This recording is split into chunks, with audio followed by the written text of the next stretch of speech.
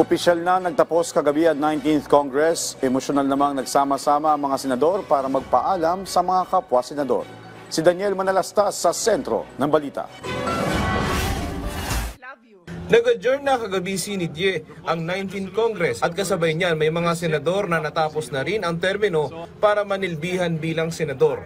Ang ilan naman hindi pinalad manalo noong Hatol ng Bayan 2025. Sa nakalipas na halos 2 linggo sa pagtatapos ng 19th Congress, napuno ng emosyon ang plenaryo dahil mainit ang naging mga debate sa impeachment. Pero kagabi, sa pagtatapos, napuno ng papuri, biruan at pasasalamat ang lumabas sa bibig ng mga senador, lalo na ang mga nagpaalam na, tulad ni graduating Senator Cynthia Villar. In this chamber, you fondly call me Mama Bear, a simple moniker, but one I took to heart.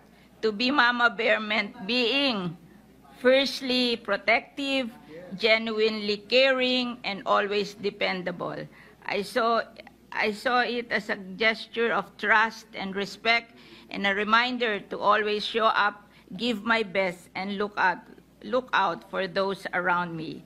My term may be ending, but my commitment to public service remains. Naging emosyonal naman sina Senadora Grace Poe at Senadora Nancy Binay nang magpasalamat sa mga kasamahan at binalikan ang mga masasayang alaala sa bulwagan ng Senado.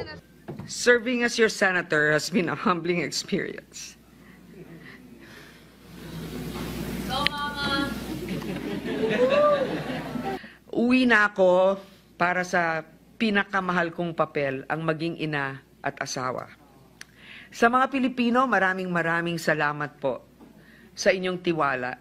Salamat sa pagkakataong makapaglingkod, hindi lang bilang inyong senador, kundi bilang inyong anak, ina, kapatid at kaibigan. I am thankful for having found true friends in the seatmates block. I owe my survival on having friends like you. To my staff,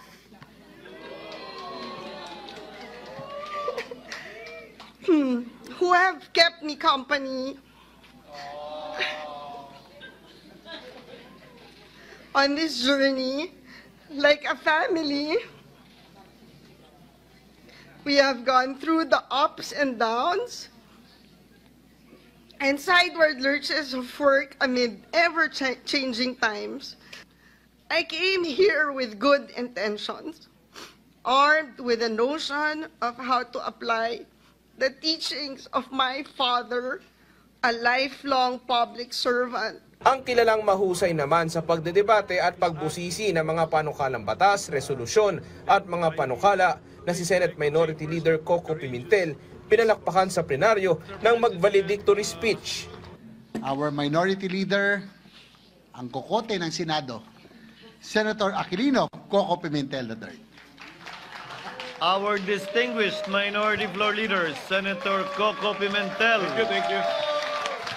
is recognized. At sa kanyang talumpati, ang kilalang kritikal at madalas ay seryoso, may kitaan din naman pala ng mga pagbibiro. But I am grateful that what began as an electoral protest has since grown into a relationship marked by mutual respect, collaboration, and even friendship.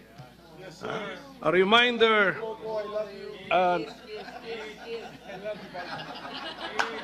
kumpare pa.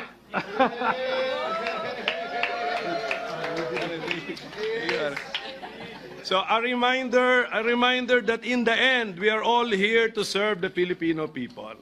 Ito si Bato, si Bongo, si Robin.